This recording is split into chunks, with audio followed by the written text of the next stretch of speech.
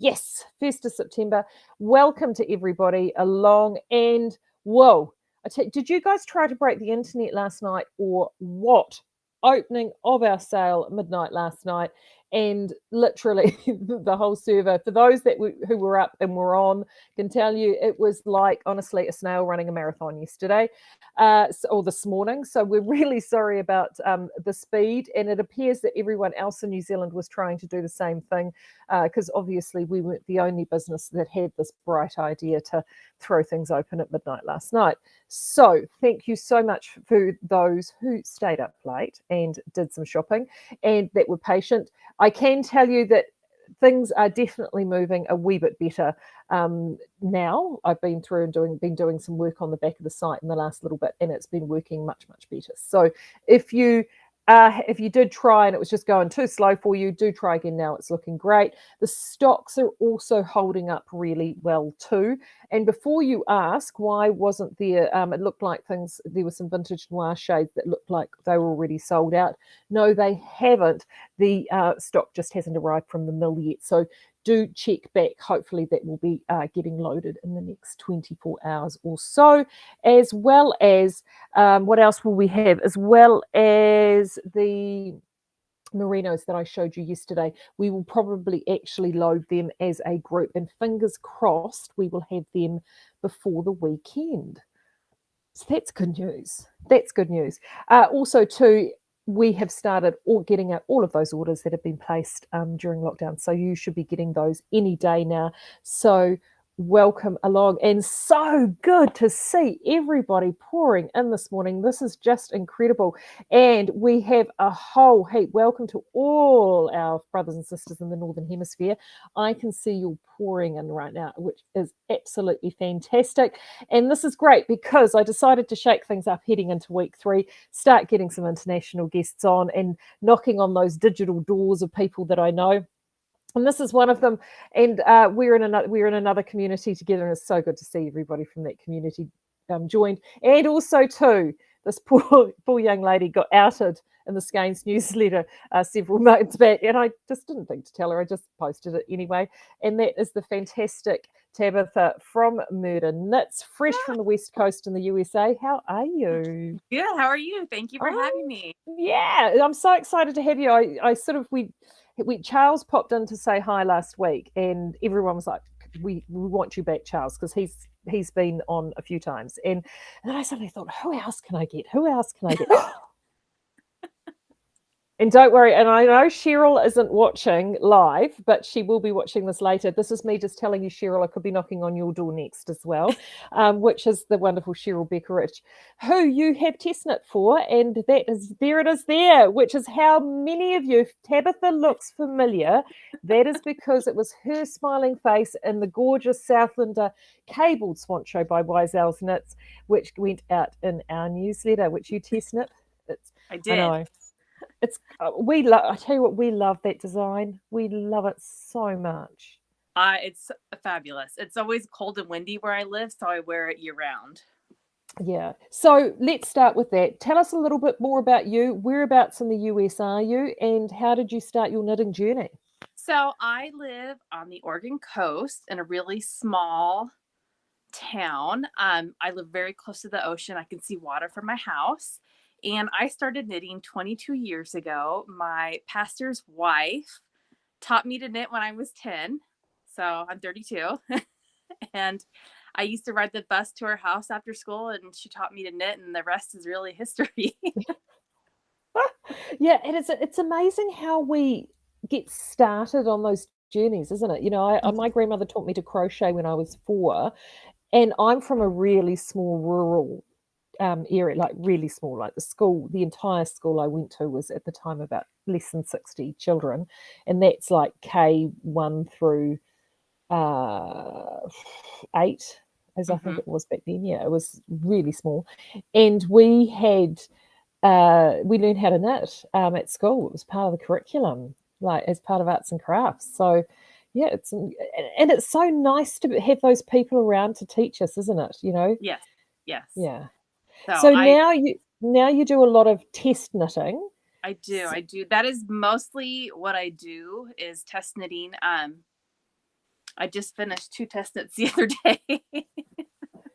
And I'm so glad that actually, and I'm going to pop this onto full screen because this. I know the sweater you're wearing is one of them. Oh no, because it's going to make you small. So we're going to have to do 6 double screen. I love this. So holiday sweaters are only just beginning to catch on in New Zealand. So talk us through this because that's a work of art. That's incredible. This is the Let's Boogie sweater by, trying to see if I can show you guys, by Yarn Love Yarn. This was my first time test knitting for her, and she's super nice. She had a hat that has this pattern on it, and people were asking her for a sweater, so she designed one. I did the cropped version, which is good because I ran out of yarn, but it's supposed to be a full length, and it's 3 color work on the, and this was my first time, even though I've been knitting for 22 years, this is my first time doing 3 different colors. And that was interesting. Yeah. Now, how did you find that? Because I've often talked to this about Ethan. I mean, did you do the most dominant, holding the most dominant color at the top? Yeah. Yes. But I don't know, let me think. I am a thrower. Yeah. So my dominant color was always here, and then I would throw. Yes. Or no, I'm a picker, but I throw the non-dominant color. That's how I don't know if that's the right way to say it, but that's how I do it. Cool. Oh no, that's absolutely fantastic. So who else? Because you obviously test knit for Cheryl. What do you enjoy about test knitting? What does it? Well, I sign up for test knits that I normally wouldn't. I mean, I was going to knit this one regardless, but usually when I do test knits, there's something I wouldn't normally wear, or I wouldn't normally, like, I just think, just to try it. That's how I got started is, hey, you need help and I can knit, so I'll help you. I wouldn't normally wear this, but I'll, yeah. And then you get your eyes open, just like with, yarn clubs or whatever. You get sent something in the mail that you normally wouldn't do, wouldn't buy or wouldn't. So that's how I got started. And I see him on Instagram and I sign up for him. And then I put off other things I'm supposed to be working on. I know the feeling. Now, if anyone, I have been actually really organized this morning, and in the show notes, I have got Tabitha's Instagram link as well as her link to her podcast. And Michelle, thank you so much, because I see Kathy's just had to pop in and pop out. I've got these fabulous ladies that are kind of like comment secretaries, and they put in links and stuff for me in the comments, so which is just wonderful. So thank you for that. So in terms of, like, you do your test knitting, so what do you knit, like, for you? Like, if you were just going to knit something that is for you to love and enjoy, that makes you happy, what knitting makes you joyful? I love shawls. So if I pick something for me, I pick a shawl. And I have a couple right here that I've done, just easy ones that I don't have to think about, that I can knit in the car while I'm waiting for my kids to get out of ballet. If I were to knit for me forever, I would just knit shawls. Well, and that's the thing you do, and I have to admit, I love like that. I do. I mean, I have favorites like Hitchhiker from Martina Beam is one of my favorites. What was that one? What are your what's your go-to happy shawl? It's the Free Your Fade by Andrea Mowry, but it's super modified. I cast on, and I don't do any of the eyelet rows. I just knit until I run out of yarn. It's good for any weight, any length of yardage, because you knit till you're done. And I don't do the picot edge bind off because it takes a lot of yarn, and I'm usually playing yarn chicken. So I need to find a new shawl pattern though, because I have 3 of these. Oh, I love it. But I love it. Michelle, it is called the Cabled Swan. I think it's the Cable Swan Show, and it's by YSL Knits, Cheryl Beckeridge. Michelle's just getting the link for us. Knitted mine in Skeinz DK, not bulky. So mine's a little different. Yeah, so hold that back up and talk through what you did a little different in your one versus how it's written, because I love yours.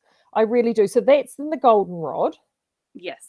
So when she put out this test knit, I didn't read the instructions. I just saw that it said Skeinz yarn, and I was like, I have that, and I have enough. I'll do it. And then I said, oh, it's bulky, and Cheryl graciously let me continue. I'm a really loose knitter, so I got gauge with what the pattern calls for. Yeah. I have friends that knitted the bulky, and theirs is a tighter It's like, this is kind of see-through-y. I mean, I'd wear it under a, a dress or something. So that way, if you did DK, because it is a little see-through and a little more loose, and it's not as heavy, and the stitches aren't as tight together. Yeah. It's interesting with that. And you're right. Because, see, we did our sample in batch, which is a 12-ply yarn, like the bulky, 12-ply bulky. And it is quite much, much firmer. But what I do like about yours, and see, because this is Southlander, and you know how we talk about loose gauge all the time, guys, and as you know, I can be a little bit crabby about it. Where Southlander is good, because Southlander is such a toothy yarn, it actually stands up to that looser gauge a lot better. And how do you find that to knit? You find that really easy and comfortable to knit? Because those cables on that just look fantastic. Like, they look lovely and defined, but relaxed at the same time. They look fantastic. It was so easy to knit with. It was wonderful. Yeah. And it's lovely to wear. I get a lot of compliments on it. Yeah. It's unusual. It's an unusual shape. It's an unusual design. It's beautiful. Yeah, it is. It is. I know that Delene, who test knit ours, she's actually knitted a couple of the ones, one for our one, and then she redid one for herself. And she made a couple of, and she was really great actually, because she sent the modifications through to Cheryl. She made some modifications in and around the arms, and she said it's a design, yes, just in there. And she said it was a design that was really easy to modify through that portion there, to be able to add in extra to give yourself a little bit of room. And that's what she really enjoyed about it. Like she said, it was just a very pleasurable thing to knit, and everyone else that we've had in store that have knit it has just loved it. Yes. Yeah. So what about the kids? I mean, you've got two, they're still elementary. I have 3 kids. My oldest doesn't like to be on social media as much. So I have one of those too, and he gets very, very grumpy when I point a phone towards him. He just, I get the scowl. Yes. Yes. So I have 3 kids. You guys have probably, if you've been on Instagram, you've seen Paisley, my middle child, the most. Yes. I knit. She steals a lot of my knitting. She stole this. I just finished this, and she stole it. That's so cute. Thank you. It's the Blocked Cow by Liz Clothier. It'll be out in September. Oh, this is Liz's cow. Oh, wow. Yes. I have Liz, I didn't see if Liz was here. Liz, it's fabulous. You can see the design better in the solid, but Paisley wanted a rainbow version. Oh, I'm just going to have to, you keep talking. I'm just going to shut the door. This is, Paisley stole this. I haven't even got to wear it. I got a photo of it, and that was it, and she stole it. So I do a lot of little scarves and cowls for her. And then I also do a lot of sweaters for my kids. This is the latest one that I finished for her. It is the Weasley sweater. Oh my gosh, that's so cute. There's Harry Potter. It is Harry Potter. My kids are huge Harry Potter fans, and they all want Weasley sweaters. And Paisley's was first. Cool. So I do a lot of sweaters. It's cold where we live. I mean, it's summertime where I live now, and it's maybe 50 degrees. Oh, okay. Yeah, that's cool. And so we do a lot of sweaters. I do a lot of sweaters for my kids. This is a sweater that I'm making for my kids, and as well as all the great grandchildren in the family. It's so I do a lot of sweaters for my kids and friends, and a lot of cowls and shawls, and a lot of knitting. Well, no, that's fantastic. Now, for part of the reason I got Tabitha on is because not only is she a wonderful knitter, but she has her own podcast, and you've gone and combined 2 things, which I mean, I actually love your podcast. I don't do a lot of podcasts. Yours is one of the few that I do because you make me happy. So I just really enjoy it. And so tell us about your podcast, the name, why it's called that, and walk us through the entire premise of what you do on your channel. So I was been wanting to do a podcast for a while. I was going to do it with a friend, but we had a difference of opinions, and we decided, well, we shouldn't podcast it. And we're still good friends. We just couldn't agree on what the podcast should be. So I said, well, I'm going to do it anyways. And I love true crime, and I love knitting. And at the time, there were not a lot of true crime and knitting podcasts, how I wanted to do it. There is one other true crime show, a knitting show that I watch, but she does it differently. She does it like ASMR style, where she's knitting. There's the camera pointed down at her knitting, and then she's talking about the crime. I wanted mine to be more of a knitting show, and then we talk about murder or, you know, whatever the crime is. So Good I like upbeat knitting stuff. shows.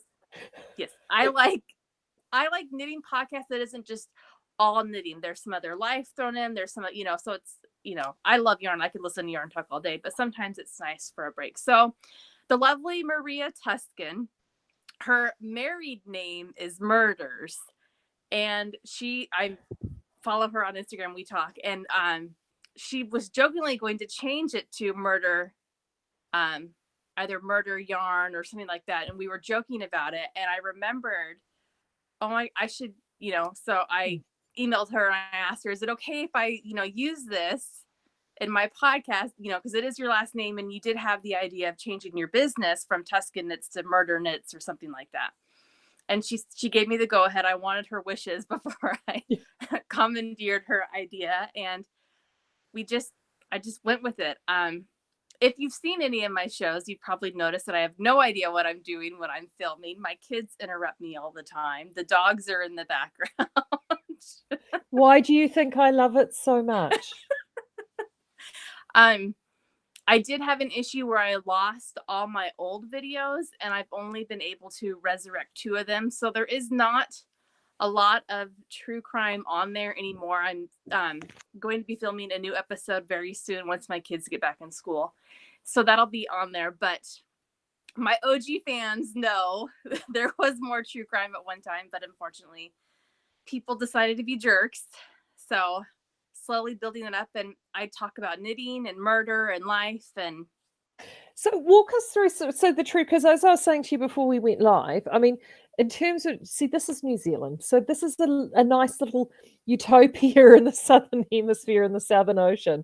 There's not a massive amount of true crime that goes on down here. So walk us through the sort of stuff you talk about. What are some of the events and the cases and things that you've covered in the past, for example? so the first case I covered was an Oregon case, was the Ghost of Highway 20. You can watch a documentary. The Oregonian, which is a huge newspaper, did a really well done documentary called Ghost of Highway 20. And I've driven through where he murdered women, and there was other people linked to John Aykroyd was the murderer. I've driven through his area, his, you know, radius of where Hunting, yeah. crimes. Yes. Hundreds of times. My family has property over in Eastern Oregon, and so I've driven Highway 20, and so that was my first case that I covered. And then I've covered Joe Exotic, which you can still. Yeah, You know, that's the tiger guy. Yes, I've covered him. I've covered Carol Baskin, and that one you can still watch on YouTube. I was able to get that one back. I do a lot of high profile cases because they're fun to cover. And I do a lot of listener request cases. I've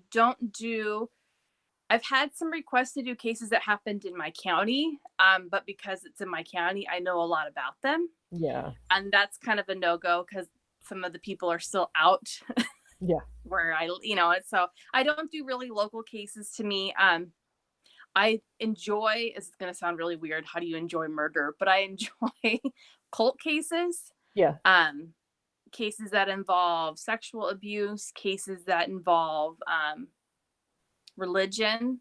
I did Joyce Malecki, and that's on my channel that you can watch, that she was murdered by people within the Catholic Church, allegedly.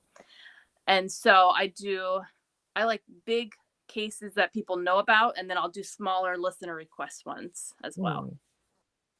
So. Wow. Yeah, because you do, like, I know because I lived in the US, I actually graduated high school in the US as an exchange student a million years ago, because I'm old, really old.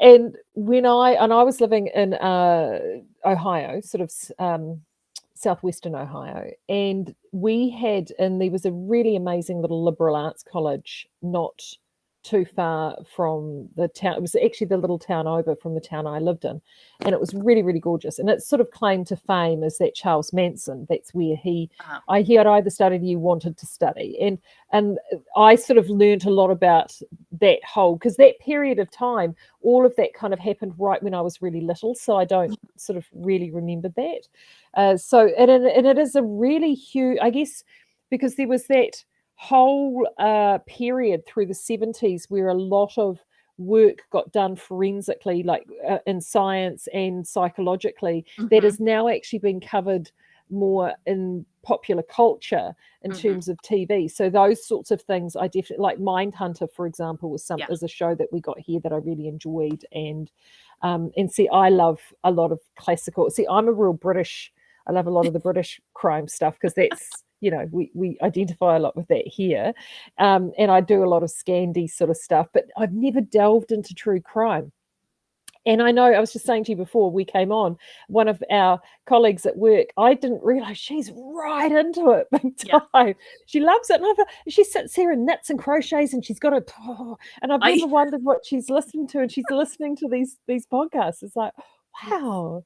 Yeah, Yeah. I do enjoy the podcasts that they have like on iTunes and stuff like that. Those are good to listen to as well. Yeah.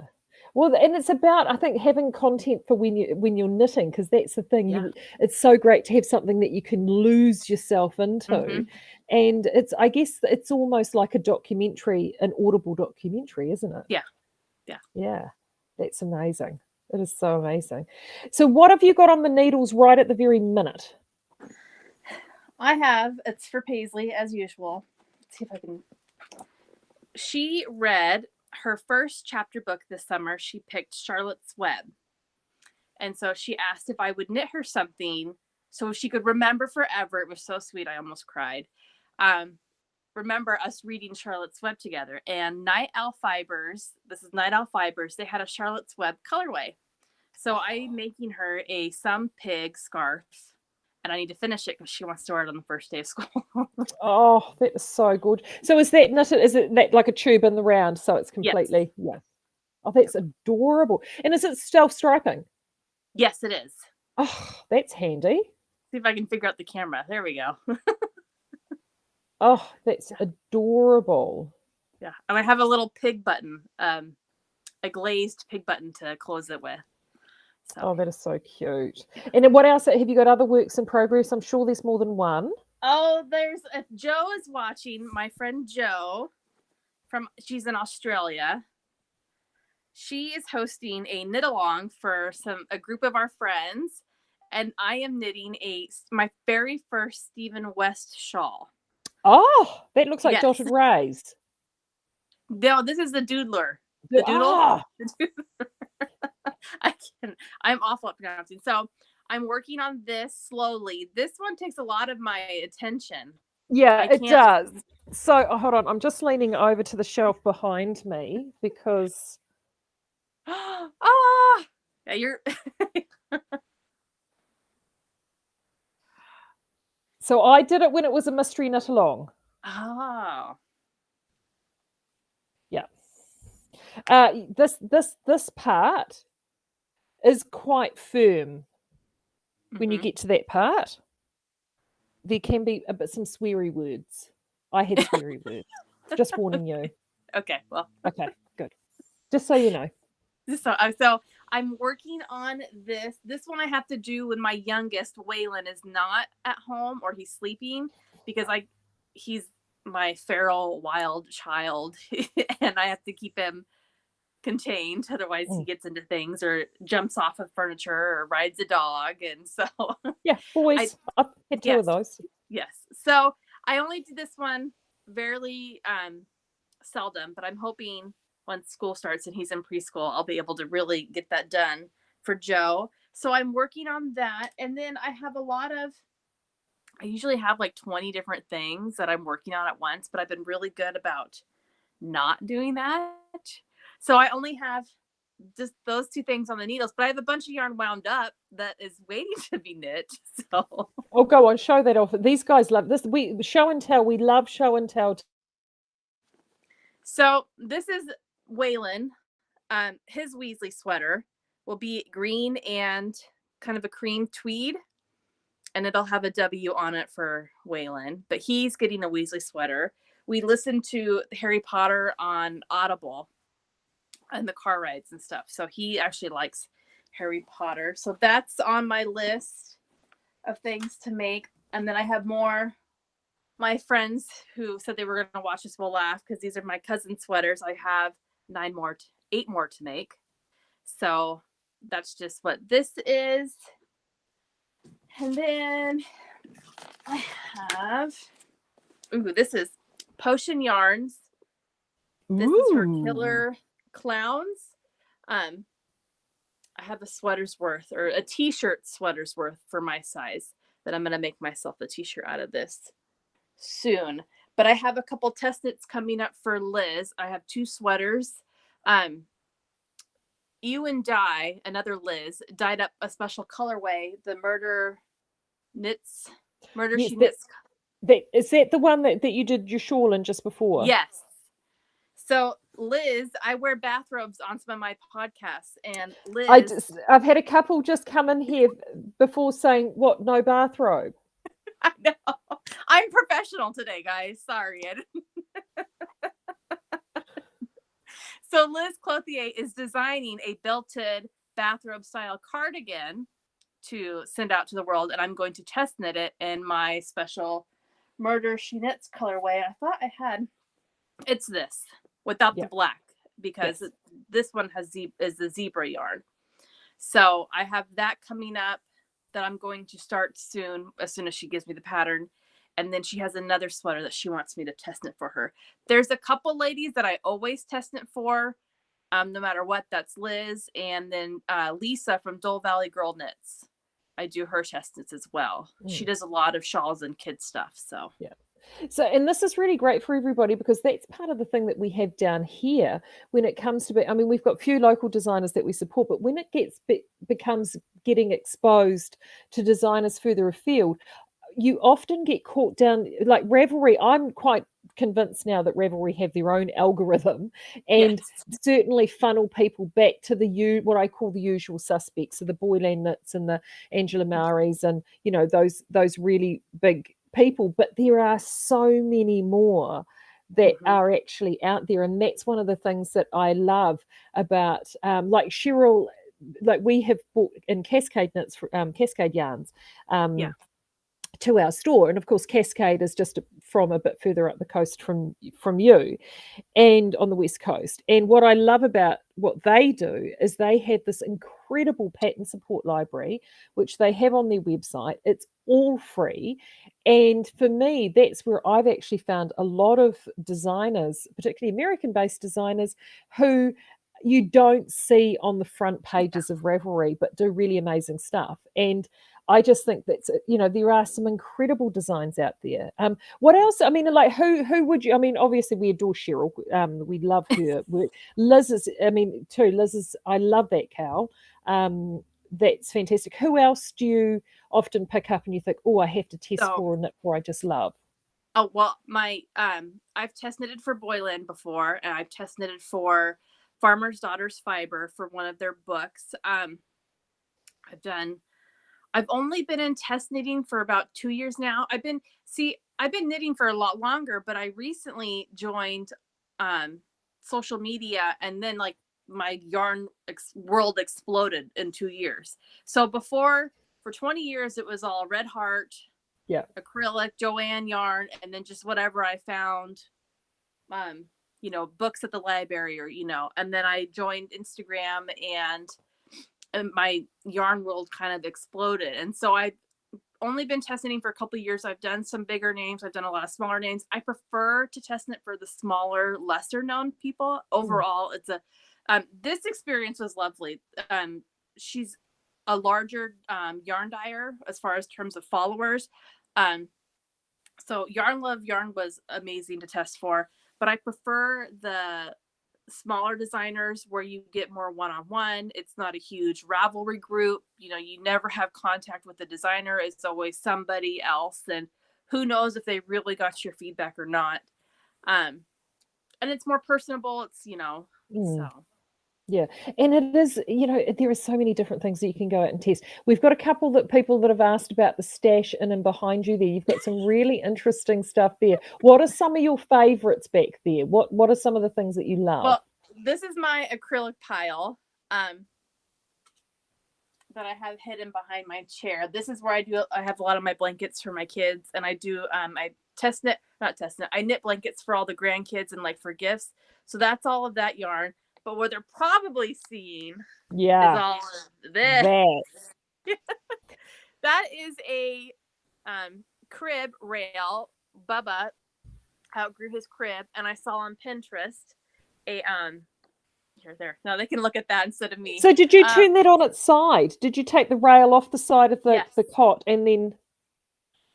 You can't. I don't know if you can see it or not, but there is a rail under there. I saw it on Pinterest. This lady had her sewing baubles on. And I said, I can do that with yarn. And so I had my husband take it off of the crib and he nailed it onto the wall. And then I got hooks, obviously, to hook the yarn on. And it's just kind of grown a lot in the last 2 years. So. But I think that's a fantastic thing to do, to actually show off. I mean, I know that people, when Charles was here, he'll tell you this. If I had, for the longest time, I had a lot of my stash before we moved to the store that we have now, which is a lot larger. I had a lot of my stash, and I had, I called it the yarn library here at home. So I had these displays set up sort of in the living area. So instead of vases full of flowers, I had vases full of skeins of yarn all hanging out everywhere. And yeah, the only downside that, of course, is you have to sort of rotate them around, because I have had a few that have faded here and there. I don't care. But a lot of those have now moved into the store, as I've and I now have the yarn stash sort of in it, tried to sort of got it contained to a couple of cupboards. But yeah, that's the difference. I mean, I do look at the store as an extension to the stash. So yeah. It's, yeah. It's a way to sort of get around it and have some fun with it.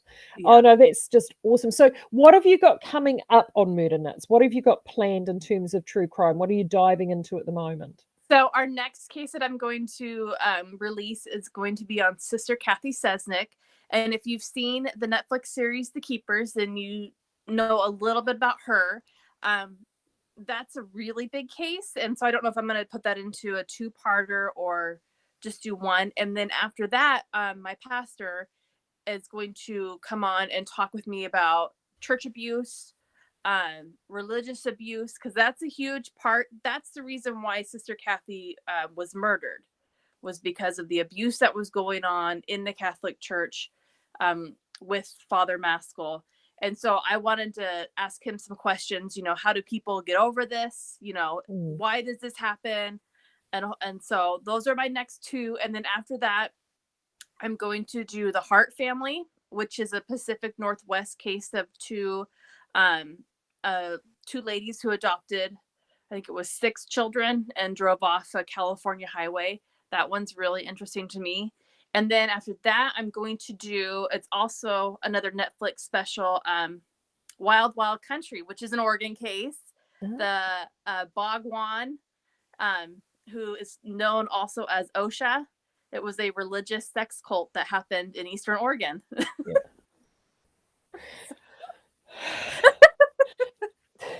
Yeah. So joyful, Tabitha. I know, right? Well, no, there is, but particularly the cult aspect is quite different. So we have there's a cult here in New Zealand called Gloria Vale, and it is I've seen that. Yeah, a religious sect, and it's on the West Coast, and it's really established. And they've been there for decades and decades, but they've really started garnering a lot of media attention in recent years, as a number of followers have escaped and left and started to integrate in the community, and especially realizing the things that they just believe and perceive as normal, because they don't know any different, and they actually realize is not normal at all. And so there is a lot of they are trying to there's lots of elements where they're looking to try and sort of bust open potential abuses that could be going on at Gloria Vale, and that's really intriguing. And that's probably the closest thing that we have in real time here in New Zealand. And we've also had a couple of really high profile disappearances. So we've had one here that was there was a one here in Hawke's Bay, which is the Cursor Jensen case, which is a girl who went out riding on her horse and disappeared. And so those sort of have been sort of talked about over the years. The other one too, I think, in New Zealand, that and particularly here where I live, that people have stayed on top of, is the Madeline McCann case, which is the Irish doctors who were on holiday in Portugal and their daughter was kidnapped. And the reason that gets attention in this part of the world is that they were both working at the local hospital here just before they went back to the UK. So a lot of people here in the local community knew them and worked with them, and just before they lost their daughter. So it's really intriguing to think that those are the sort of interests that are there. Charles is saying, I think some folks think that we knitters are a bit of a cult. I agree with that. There's two, but yes. Yeah, I know, definitely. It's crazy, isn't it? Oh my gosh, it's so funny. Well, it has just been so much fun. I have gone and put this, so Instagram, you're at Murder Knits. I know that, I think I've got a funny feeling Michelle popped that up. I have put that in the show notes for everybody. Also too, I see Liz is actually in the chat, hey, which is, we were talking about Liz before. She's in the chat over on YouTube as well. So it's great to actually feature some of those designers. Where do you go to look actually for designs? You mentioned Instagram before, so who are some of your favorites on Instagram if people want to look those ones up? Because I'm not a big Instagram user. So I love Jessica McDonald. That's who designed this sweater. This is the little November sweater. I like her. I love Boylan Knitworks. I love my smaller group, Ysel Knit, Stole Valley, Liz Clothier. I love Andrea Mowry. She did the olive and beans sweater, and I needed that as a gift for a little girl in our family. That was a lot of fun. Yeah, we've got olive and bean as a sample and at work. We love it too. I did that one in acrylic so it could go in the dryer. So for all my OG fans know what that is. I have a group of favorites. Those are my group of favorites that I always go to as good classic ones, but I just look on Instagram or on Ravelry and see what's happening, what's going on. And that's where I pick what I'm going to knit from. Awesome. Awesome. So if anybody needs a little bit of joy like I do with Tabitha, when is your next episode due out? Probably in about a week or so. My kids go back to school on the 7th, and then I'm going to get back put my into nose it to the grindstone. So make sure you check her out, Murder Knits, on YouTube. Make sure you subscribe and press the notification button, so then that way you get a notification. The best thing for us here in this part of the world is that she is on the West Coast in the USA. So at the moment, it's a 5-hour time difference. But once we start heading into our summer and you into your winter, that contracts up to 3 hours, which makes life really easy for tracking anything on that part of the coast. So thank you very much to Tabitha. Thank you for everyone coming and joining us today. The wonderful Charles is in the chat. He's going to be here tomorrow. Really looking forward to that. I will see you all then. And if you have had trouble with the sale, do try again now. Things are moving a lot more quickly, and make sure you continue to check in. I will probably do an update once we get the next lot of stock in and let you know what's going to be up in the sale. But until then, have a great rest of day, and we will see you again, same time, same place, back here in the Quarantine Diaries here with Skeinz. Bye.